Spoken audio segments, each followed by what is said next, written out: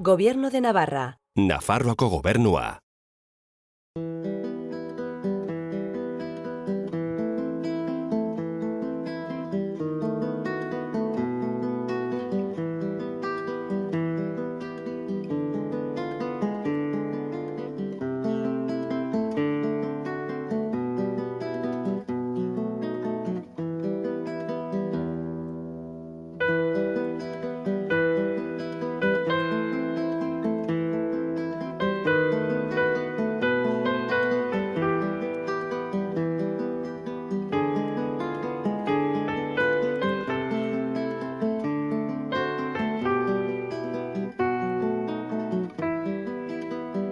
Atal honetan, Gerra Zibila Nafarroan nola eman zen azalduko da, gerraren hasiera eta Gipuzkoako frontea. 36ko kolpe militarrak ez du Bigarren Errepublika suntsituko. Horren ondorioz, Gerra Zibila hasiko da, eta Nafarroan kolpea arrakasta izan arren, Nafarroatik milaka lagun joanen dira fronte ezberdinetara.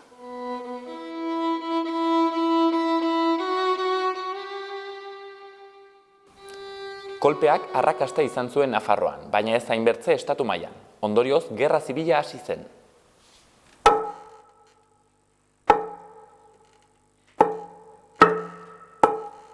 Euskal Herri mailan, Nafarroan eta Gasteizen gailendu ziren matxinatuak, ez ordea Bilbon eta Donostien. Horrek esan nahi dut estatu kolpeak, ez? Porrot egin zuen Bilbon eta Donostian, eta Espainiako hiri nagusienetan, Madrilen, Bartzelonan, Valentzian eta abar. Horrek ekarriko zuen gerra. Ez dut uste asmoa zutenik matxinatuek gerra batean sartzea, eta hortarako prestatu zuten hain zuzen ere estatu kolpe bat. Estatu kolpe bat, oso klasikoa, eta horren porrotaren ondoren gerra bihurtu zen, ez? Eta horrek zer ekarri zuen, lehenengo abanguardiak Euskal Frontera iristeko izango ziren Nafarroko karlistak.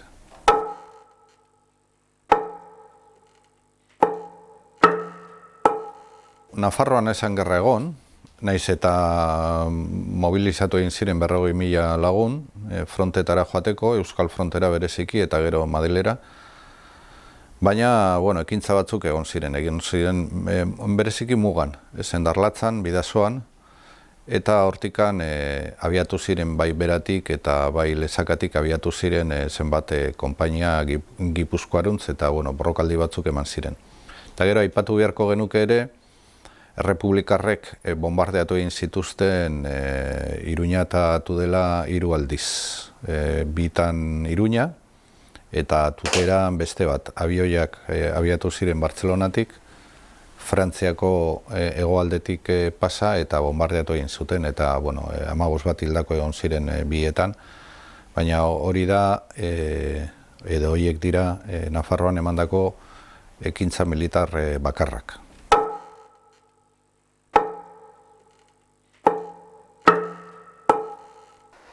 Bien, cuando comienza la guerra, desde el punto de vista aéreo no hay mucha actividad porque ninguno de los bandos tiene apenas aviación. Sí se producen algunos pequeños bombardeos en los términos municipales de Lesaca y de Vera por parte de 1, 2 o como mucho 3 aviones que parten de Lasarte, pero apenas si hay muertos porque las bombas son muy pequeñas, de 12 kilos.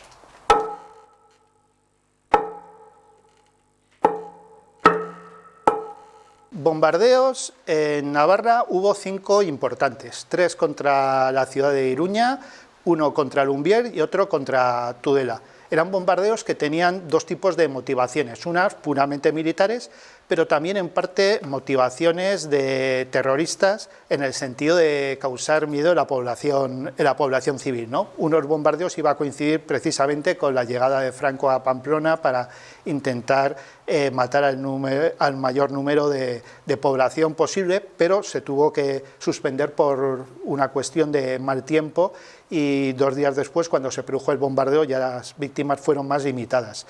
Desde el punto de vista de las consecuencias, pues demográficamente no fueron muy importantes. La aviación republicana era muy limitada y entonces los muertos los números serían de un mínimo de 41, 42 a un máximo que podía ser no superior a 60 o 70. Sí tuvieron más consecuencias psicológicas, en el sentido de que hay una especie de miedo de la población, se hacen redes de alerta aérea que suenan las campanas y cuando suenan las campanas directamente toca ir a los refugios, abandonar el trabajo, abandonar el colegio en el caso de los niños y intentar guarecerse lo más rápidamente posible. Pero materialmente ni en vidas humanas ni en destrucciones fueron importantes.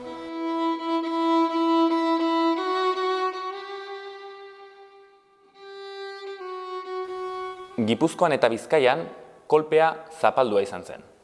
Gerra zibila martxan zen, eta beraz, Nafarrak Gipuzkoako frontera joan ziren borrokatzera.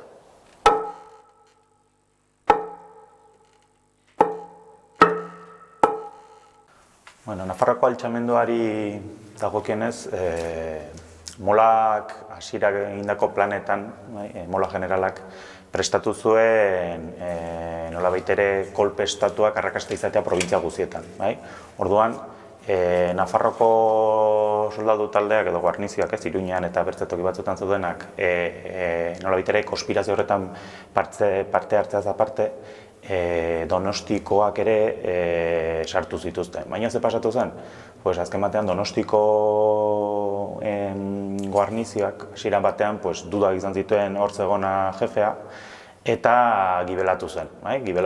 Eta orduan, gibelatu zenez, bi eguneko kontua izan zen, baina bi egunetan ja Donostiko eta Gipuzkoako Errepublikaren aldeko indarrak eta jazoden pres eta zituzten susmoak Loiolako kuarteletan altxamendua gertatuko zela. Orduan, nolabait ere, Gipuzkoan dauden militar hauek Molarekin kontaktuan egon ondoren altxatzen dira, baino porrota dute. Horregatik baditugu Donostin eta tiroketak, sartzen dira Donosti zentro hartzera, baino hor dituzte itxoiten badirela Guardia Zibilen aldeko indar batzuk eta karabineroak eta gero errepublikar indarrak, sozialistak, abertzaleak, anarkistak eta horiek guztiek lortzen dute Donosti kontrolatzea eta porrota izatea altxamenduak. Orduan, Molari Iruñetik atertzen zaio arazo bat, zeren berak pentsatzen zuena zen nolabait ere talde guzi horiek edo nolabait ere arrakasta zutenean altxamenduko indar horiek gatea Madrilera. Azken batean golpe estatu guziak helburua dute gobernua. Eta gobernua Madrilen zegonez, nahi zutena zen gobernu hori hartu. Orduan, Iruñetik teorian Madrilera ganbartziren zutabe edo konboi militar horiek bakarren bat bidali behar izan zuten Gipuzkoako muga zaintzera ikusita Donostin eta gero ikusi zen ere Bizkaian berdina pasatu zela nolabait ere zutela eremua kontrolatu. Orduan, Gipuzkoa eta Nafarroan arteko muga horietan, hasita Irundik, kasu honetan Sakanaraino, Altsasuko zonaldetaraino, azken batean hor lerro edo fronte berri bat sortu zen, Molak berez pentsatzen zuena etzela egon behar. Orduan, Iruñetik antolatuko dira, erran bezala, soldadu talde horiek, eta bidaliko dituzte zonalde diferentetara. Kasu honetan, Iruñan elkartu zirena, baziren soldadu erregularrak edo profesionalak edo, baino Molak lortu zuen, kasu honetan, karlisten taldeak batzera bere mugimenduari. Horregatik, Molak kasu honetan batzuen bentaja bat, bazituela ja voluntario batzuk eta nolabait ere esperientzia militarra zuten talde batzuk ja prestatuak, erreketeak dituko direnak eta famatuak bihurtuko dira gerra osoan zehar. Orduan, kasu honetan Gipuzkoako mugarantz mugituko dira talde horiek eta kasu honetan fronte bat osatuko da Sakana eta Goierri aldean, Iarran nahiko fite mugituko dela eta nahiko aize kontrolatuko dituztela gero Ordizia eta Beasain Gero bertze bat, Leitza Goizueta ingurutik, bertze soldatu talde batzuk mugituko dira Gipuzkoako aldera. Hor ja, nola ere zonaldea nahiko menditsua da eta hor gelituko dira ataskatuak horko mendietan. Eta bertze talde bat etorriko da Baztanbidaso aldera. Kasu honetan ere Baztanbidaso aldean ez zagon soldadu taldea handirik, kenduta Guardia Zibilak eta Karabinero taldeak.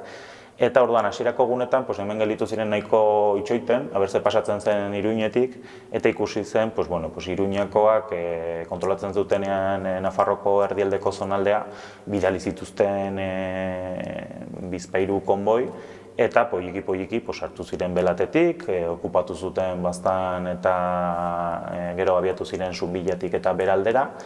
Eta orduan lerro fronte hori osatu zen azken batean Endarlaza errekaren inguruan.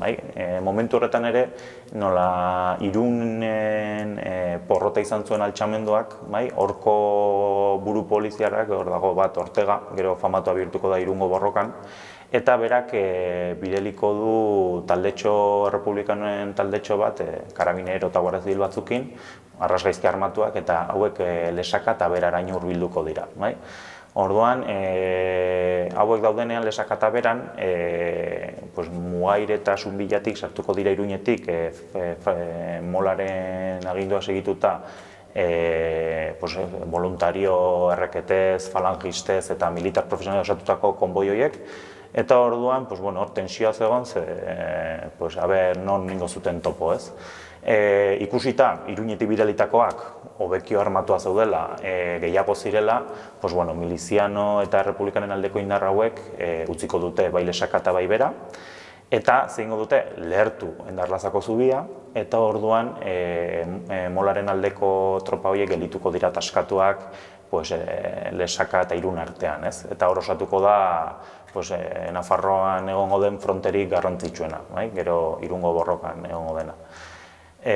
Baztanei dagokionez, kasu honetan adibidez, momentu horretan fronte hori Irun eta Bera artean eratzen denean, adibidez, Baztandik eta baita ere Bortziriak eta Malerrekatik antolatuko dituzte baita ere hornigaiak eta zabaltzeko banatzeko solako kolumna voluntarioak edo, berez ez diren voluntarioak behartzen zituzten, eta etxe bakoetxetik ganbartzen bat, bere asto batekin, mando batekin, esaldi batekin, eta ganbartzen posizio ezberdinetara janaria ematera.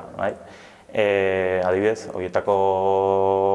banaketa horietako batean, hiruritako bi hil zituzten, sobera hurbildu zirelako errepublikanoen posiziotara. Azken batean, horre tirokatu zituzten, edo granaden bat aldertu zen, eta hor bildako izan ziren. Orduan, frontea hor osatu zen, más o menos Irundik hasita, segitu azken batean muga geografikoa ikusten da, nola errepublikanoek baliatu zituzten mendi horiek trintxera lerroak osatzeko, eta azken batean gaur egungo Gipuzkoa eta Nafarroan arteko mugan gutxi gora bera borrokatu zen. Egia da, gero sakanatik eta arrakasta desiente izan zutela hasierako talde hauek eta Goierri okupatu zuten nahiko aixe, eta frontea nolaitere Donostitik eta bertze tokitatik indarrak bidali zituzten, eta orduan Andoain eta Tolosa inguruan hor osatu zuten lerro bat. Gero Saseta lerroa deitu dutena, eta azkeneko urte hauetan hor Arantzadi eta ibili dira berreskuratzen trintxerak eta ikusten direnak, ez. Eta aldi berean, Molaren helburua ikusita fronte bat zuela hor, garbi ikusi zuen Irun zela arras importantea, azken batean Irunek egiten zuena zen, eratu zen errepublikoko zonalde hori Frantziarekiko eta Europarekiko lotura, eta orduan Molak bidali behar izan zituen nolaitere Madriletik eta bertze frontetatik kendu errekursoak eta bideratu Irun hartzera. Horregatik batzuk konsideratzen dute Irun dela lehenengo borroka handia Gerra Zibilean, eta gainera lehenengo hirietakoa sufritzen duena bataila odoltsu eta bortitz bat.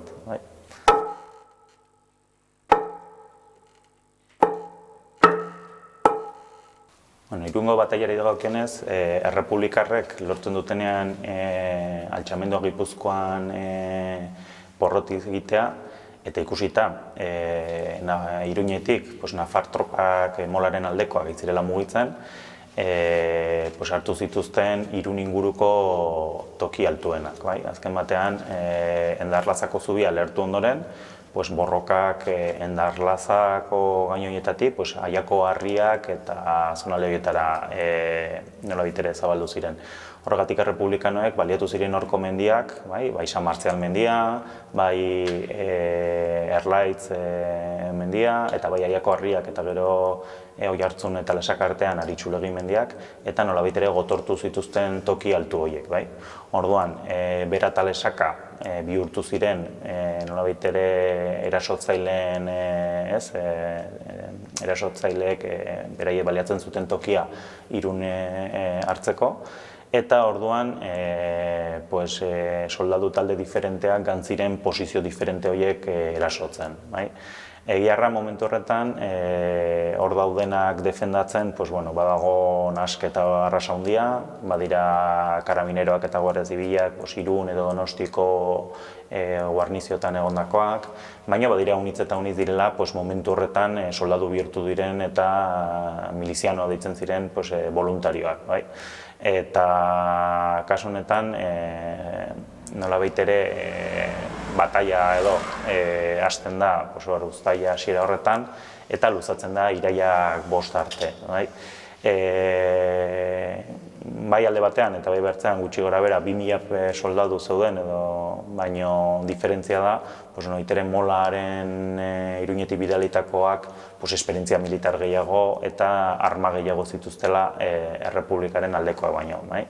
Horregatik, poliki galduko dituzte posizio indartsu ongi gotortuak izan, poliki gango dira galtzen posizio guztiak, eta azkenik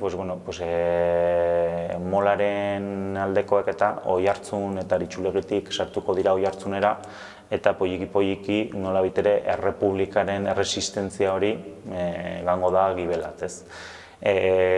Azkeneko borrokak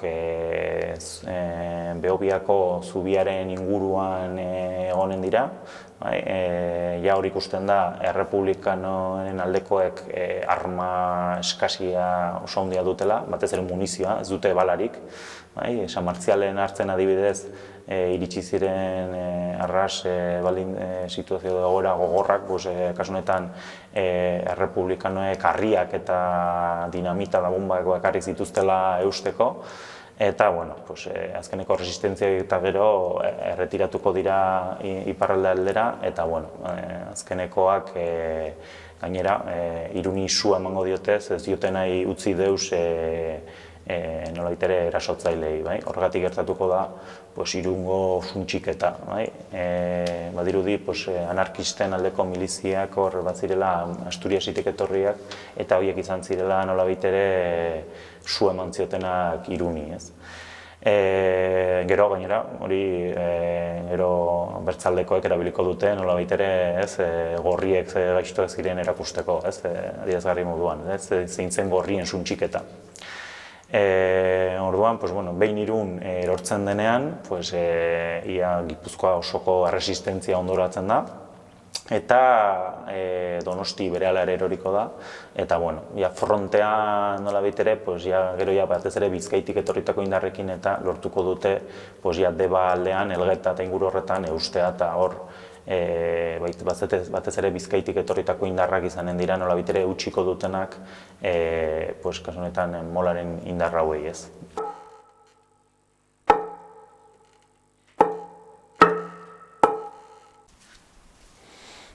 Irungo bataila akitzen denean, kasu honetan errepublikarendako kolpe latza izanen da, eta horrek ekarriko du Gipuzkoa erortzea.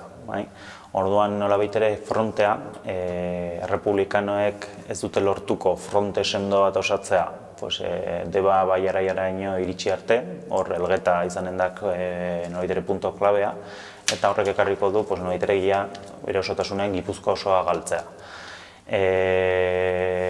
horrek ekartzen duena da Nafarroaren ikuspegitik da frontea urrunago egotea, bai? Baina aldi berean ikusi zen nolabait ere gerra luzatzen ari zela, bai? Gaude ja 1936ko urrian, bai, horreratzen da hor denean Elgetako bataila, eta ikusten da gerraz dela kituko molak pentsatu bezala aste txiki batzutan, bai? Orduan nolabait ere Nafarroa bihurtuko da, ez desgaste gerra luzera baterako, soldadu eta hornigaien tokia, bai? Bertzetik ere, beti ere muga, ez, azkenean Frantziarekiko muga izateak, kasu honetan, ez, gero frankismoa dituko den horien ikuspegitik edo frankisten ikuspegitik leku importantea bihurtuko da, eta horregatik ez duten nahiko mugan troparik ez egotea eta nolabait ere frantsesen intentzioen, ez, etzen duen oso garbi, zeri nola jokatu hartuten frantsesek, eta orduan, beti ibiliko dira edo bidaliko dituzte tropak mugara. Egia da, unitzetan izango dira bigarren mailako tropak, ez dira hoberenak izanen, edo batzutan ere atsedena egiteko bidaliko dituzte muga vigilatzera. Orduan, gerra luzatu gala, Nafarroan ere kinta gehiago dituko dituzte, erreklutamendua handituko da, eta, hasiera-hasieran gantzirenak modu voluntarioan gantziren, baina gero ikusten da, denbora luzatu gala, erreklutamendu horiek jendea behartuta gaten dela gerrara. Eta hola, kintak eta kintak deitzen dituzte, eta, gerra luzatzen da. Sanjurjo tertzioaren historia gertaera nabarmena izan zen. Kolpearen ondoren, susmagarritzat jo zituztenak Aragoiko frontera bidali zituzten. Bertan, Sanjurjo tertzioa osatu zuten. Hala ere, susmagarritzat jotzen jarraitu zituztenez, gehienak fusilatuak izan ziren.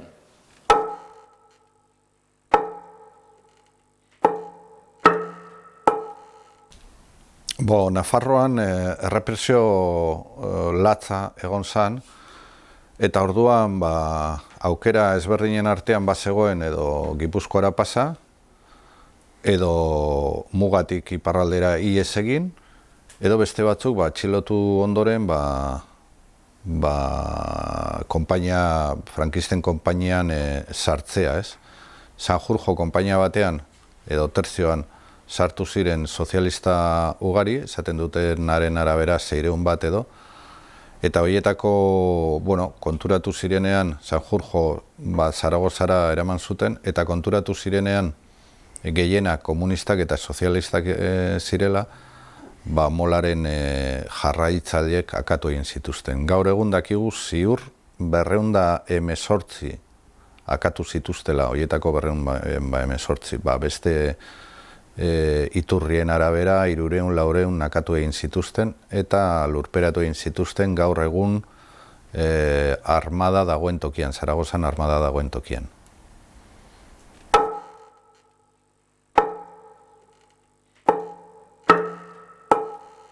Sanjurjo tertzioaren parte-hartzaile gehienak sartu ziren errepresioa gainditzeko. Ez zuten asmatu zen eta berehala ohartu ziren gehienak komunistak eta sozialistak ziren. Eta horregatik tertzioaren buruak, militarrak zirenak ere, agindu latzak bota zituzten eta erail egin zituzten horietako 218 bat edo gehiago, iturri ezberdinen arabera 300-400 bat izan daitezke. Gorpu guzti horiek errekuperatu ziren, edo batzuk errekuperatu egin ziren 1978an, eta gehiago egon daitezke gaur egungo Zaragozan Espainiako armadak duen lurralde batean.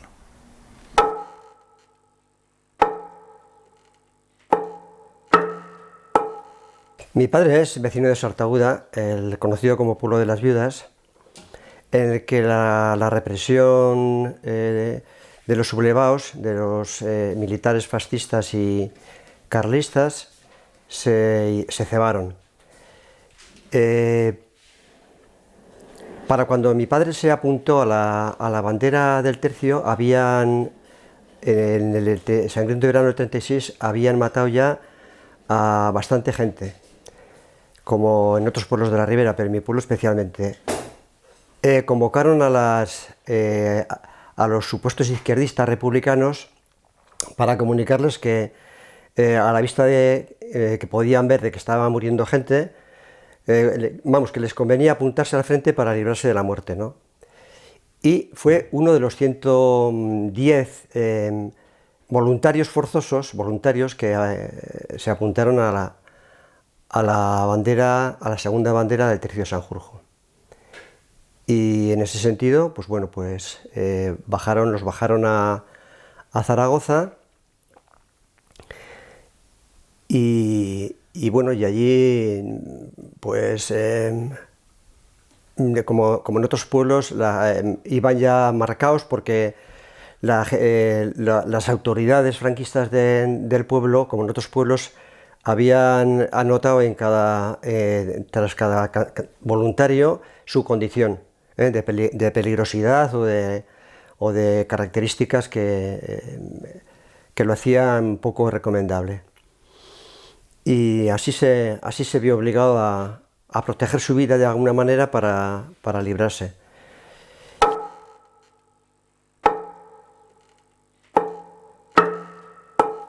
En mi familia hemos conocido siempre realmente lo que ocurrió tanto en el periodo en que estuvo en el pueblo, de la República, de la represión y también de lo que ocurrió en la guerra. Era parte de esa memoria sumergida, esa memoria clandestina, en la que solamente se podía hablar en bajo y domésticamente en la casa. Fuera de ahí no se podía mencionar ni muertos ni historias. Y sí que me contaba cosas, me contaba pues cómo le tocó estar de enlace, tenía que ir con los mensajes que se daban unos oficiales a otros, exponiendo su vida claramente, porque evidentemente tenían que ir de trinchera a trinchera llevando mensajes. Me contó, muy al final de su vida, me contó una cosa que me resultó curiosa, de cómo él nunca había tirado a matar. Me dijo que siempre cuando tiraba hacia arriba. Y evidentemente tenía una afiliación clarísima era votante del PSOE, del Frente Popular, y me contaba cosas que ocurrían, que, bueno, son anécdotas, ¿no? Como imagino que durante la batalla en torno a Teruel, con un frío invernal, pues estaban calentándose como podían en hogueras ahí en las sierras turolenses, y entonces pues era obligado el hecho de que si tú te querías calentar tenías que tenías que traer madera, buscar madera, ¿no? Y un buen día apareció un personaje que se acercó a la hoguera a calentarse y no traía nada. Y entonces todo el mundo le recriminó el hecho encima, que él no se calentaba porque no traía madera. Y resultó ser que el que se había acercado sin traer madera era el general Franco, claro.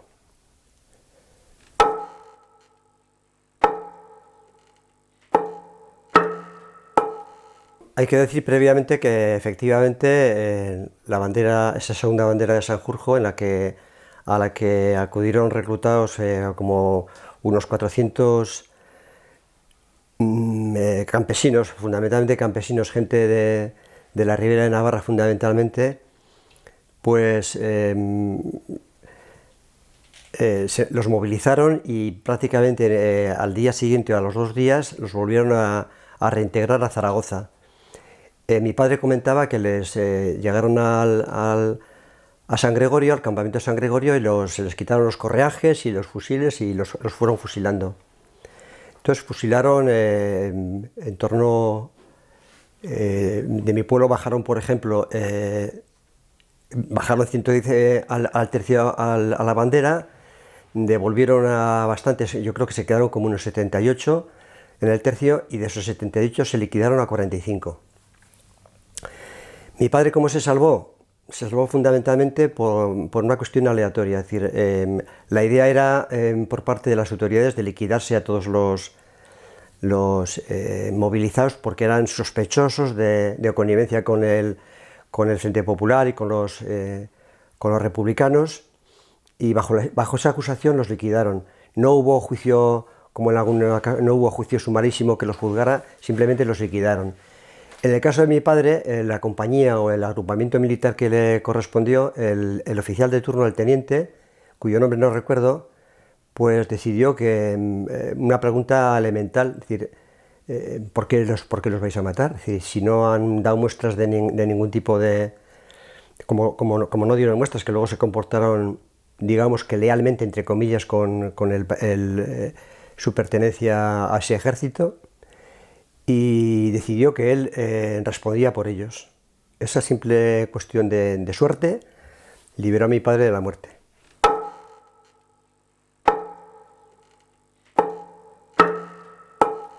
Datos hay los que se recogieron en su momento en la investigación que llevó a cabo en primer lugar Jimeno Jurío desde los años 70 y luego el grupo Altafalla, que acabó confeccionando el estudio más famoso y más completo de la represión en Navarra hasta aquellos momentos. O sea, datos se han ido recogiendo en vivo y en directo. Datos oficiales no hay, evidentemente.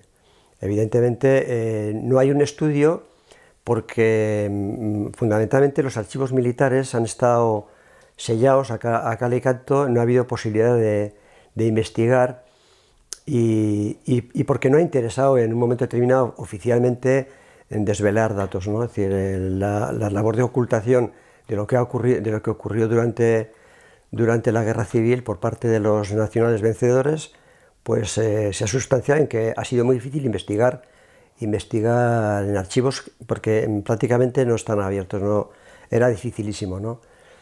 Entonces, es verdad que no hay un estudio concluyente y, bueno, y a estas alturas sí que podría haber ya más datos, pero nadie se ha metido en profundidad a investigar las razones de la movilización, las razones de por qué los reintegraron al campamento de San Gregorio, a los cuarteles, y las razones últimas de por qué los fusilaron. Es decir, no se saben a ciencia cierta, son conjeturas, aunque básicamente es congruente con la idea de eliminar a todos los enemigos, como decía Mola, a los enemigos hay que eliminarlos y arrasar con ellos.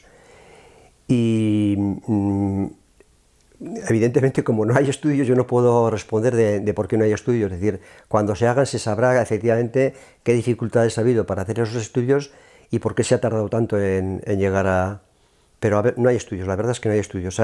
Se saben cosas, y se saben bastantes cosas, pero fundamentalmente por la información que han suministrado los propios afectados, sus familiares, y evidentemente algunas cuestiones que han aparecido a través de juicios sumarísimos y demás, ¿no? Pero no hay, evidentemente no hay, es verdad que no hay ningún estudio. Egun Zaragozako hilerrian Sanjurjo tertzioaren oroitarria aurkitzen da. 2018an bi omenaldi egin ziren. Irailaren 15ean egin zen Txartagudako memoriaren parkea, omenaldi bat, eta horretan azpimarratu zen AIDen ekimenak, duela 40 urte martxan jarri zituztenak. Eta gero urriaren 27an, Torreroko hilerrian, omenaldi bat egin zen Zaragozako udalarekin batera. Horretan, oroigarri bat kokatu zen eta inauguratu zen, nolabait 225 nafar hauei omenatzeko.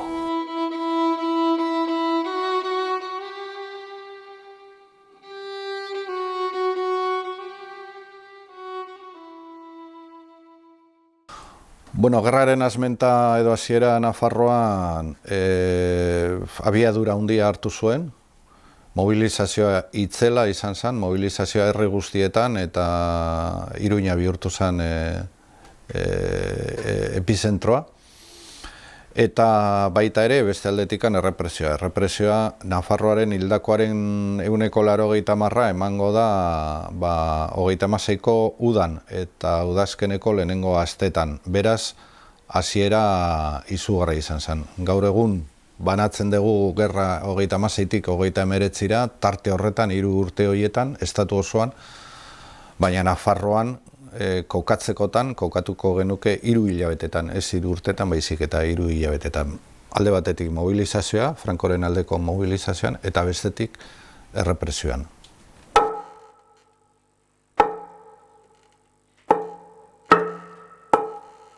Irungo konkistak Errepublikarendako kolpe latza suposatuko du, eta ikusiko da hor, edo gelituko da gerian nola, azken batean Errepublikanen indarren material falta eta profesionaltasun falta eta baita ere banaketa ideologikoa.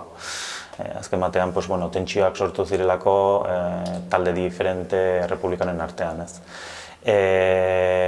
Estrategikoki porrota izanen denez Errepublikarendako, Irun erortzeak suposatuko du Gipuzkoa osoa galtzea. Eta Gipuzkoa galtzean eragiten du, kasu honetan, Frantziarekiko lotura ere galtzen dela, eta orduan nolabait ere, bai Bizkaia, bai Asturias eta bai Santander, zonalde errepublikano horiek oraindik ere eusten ziotenak, isolatuak gelditzea.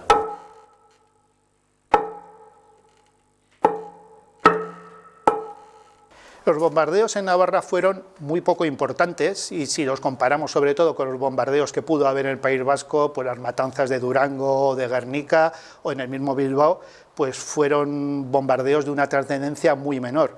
Por otro lado, aunque en Navarra en ese momento se crean varios aeródromos militares en los que operan los alemanes y los italianos, pues en Ablitas y en Buñuel, nada de eso ha quedado para la posteridad, porque esos aeródromos, todas esas instalaciones han desaparecido. Así que realmente es un asunto muy menor dentro de la guerra lo que puede ser la campaña aérea.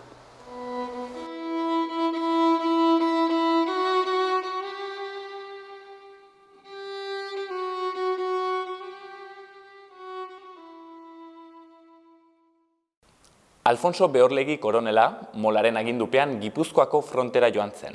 Bertan, San Martzial bataian parte hartu zuen Irun konkistatuz. Zauritua izan zen eta azkenik Aragoiko frontean hil zen.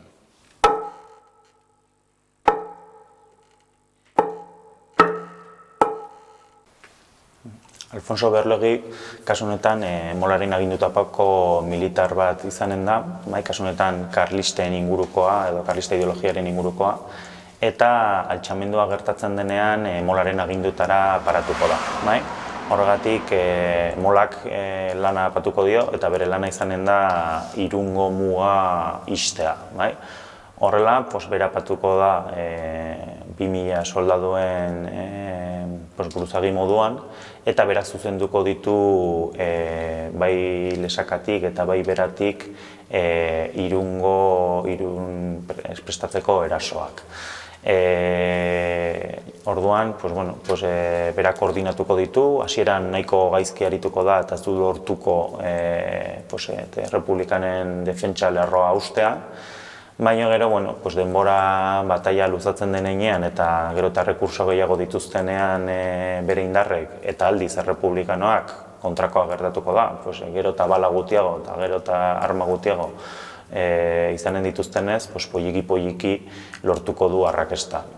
Horrela, lortuko dute Irun sartzea, eta Irunen daudenean, berak nolabait ere zuzendituko ditu azkeneko erasoak Behobia inguruan, internazional zubiaren inguruan, eta horrela, kasu honetan, Errepublikanoen tiratzaile batek zaurituko du Beorlegi. Hankan zaurituko dute, hasieran ematen zuen zela zauri txiki bat, baina nolabait ere ez zuten zaindu behar bezala eta zauri hori ingo da engarrenatu, nolabait ere tratamendu egokia zitzaiolako eman, eta Gipuzkoa eta Irungo bataila akitu ondoren, hainbat egunetara hilko da zauri horren ondorioz.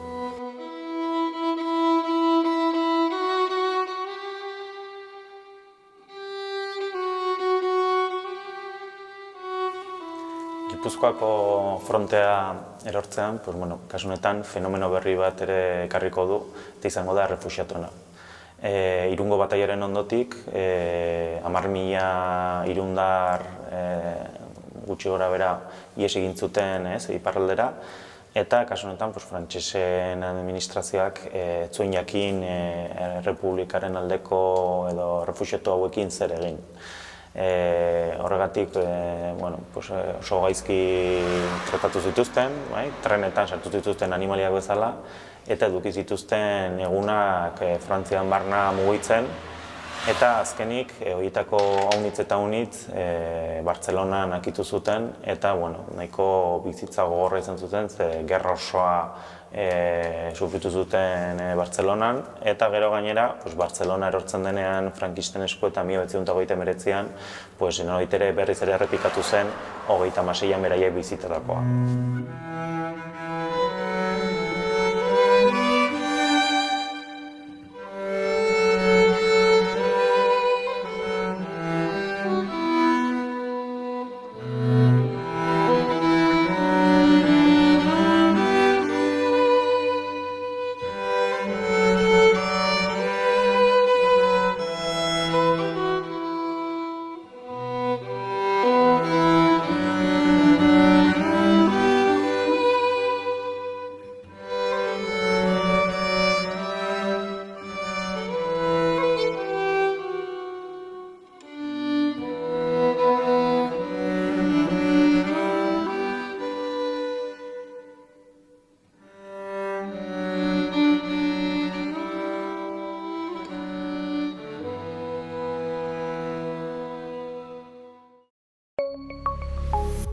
Gobierno de Navarra. Nafarroako gobernua.